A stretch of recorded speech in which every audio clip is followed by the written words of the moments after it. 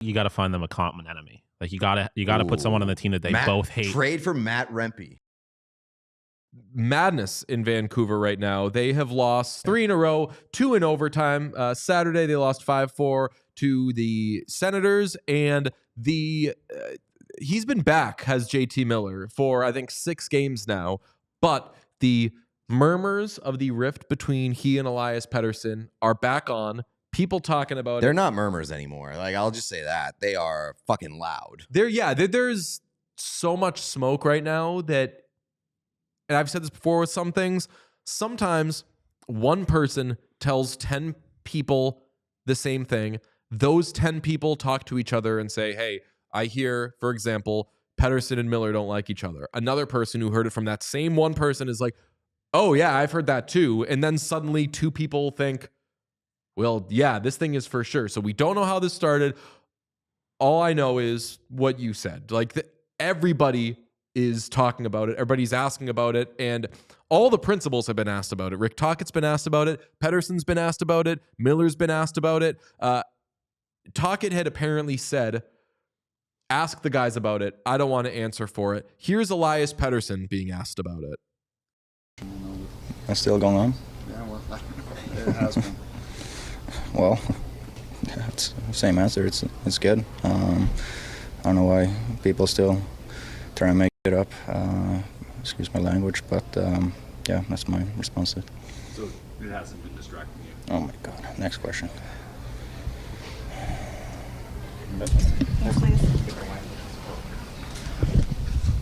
Now, that was after the game, and they wanted to talk to Miller about it.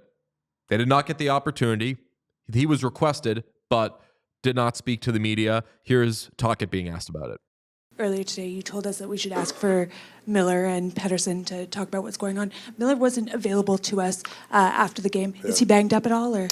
I don't know. I haven't seen it. I didn't talk to the team. I don't know where he went. Yeah. And lastly, here, I believe yesterday, is JT Miller.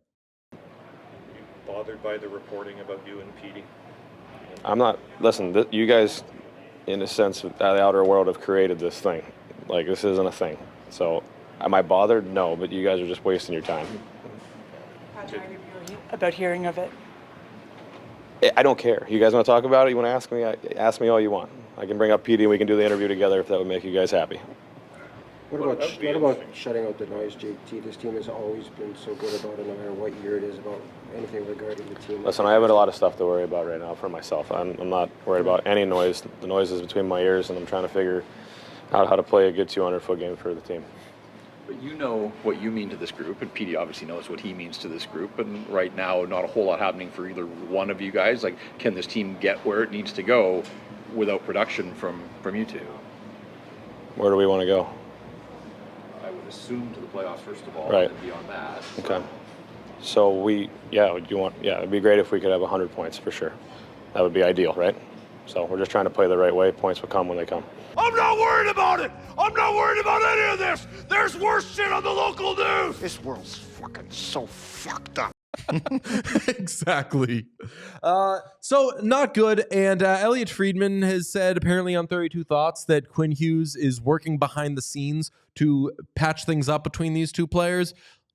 Look, every team has either a player that not everybody likes or maybe a couple of players who aren't the best of friends. So I don't know what this is, but the fact that Elliot would be talking about Quinn Hughes being like, hey, what can I do here as a leader on this team? Yeah, and like Quinn Hughes and Tocchet seemingly have both like not denied or like at least acknowledged that things aren't all roses and rainbows over there. Yeah. So it's a real thing. I think we can safely say it is a real thing. I don't know what the details are about it, but like it is clearly a weird, tense, like festering kind of situation that is not helping the Canucks whatsoever right now. And the Canucks are just a real messy team, both on and off the ice. Definitely on the ice. Yeah. And I mean, confirmed off the ice at this point. JT's response to the, can you get where you want to go?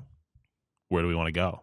Just such an asshole response. I think it's hilarious. I will say, like, if they like don't actually hate each other, then the response, like these reactions, make complete sense and are completely warranted because from their perspective, then this is a completely media fabricated storyline. It's not. I know that and it's not. And it's gone back for like years at this point. There Yeah. was stuff a couple of years ago where people were like, something's going on between these two. And so this has been a long saga that for some reason at some point this year hit a real boiling point. So we don't know exactly what the problem is, but that shouldn't stop us from trying to find the solution. How do we solve this for these two? Do we give them a Joey and Janice's day in the sun?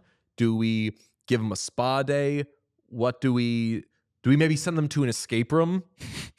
That actually wouldn't be bad. I think the escape room is the locker room. They're both trying to escape the locker room. Or you gotta find them a common enemy. Like you gotta put someone on the team that they both hate. Trade for Matt Rempe. But no, I don't think they would not like Matt Rempe. Like Matt Rempe seems like a very likable person outside of when he's like getting himself suspended. Trade Vinny Darnay for... But as we've discussed earlier in the show, what is Matt Rempe good at?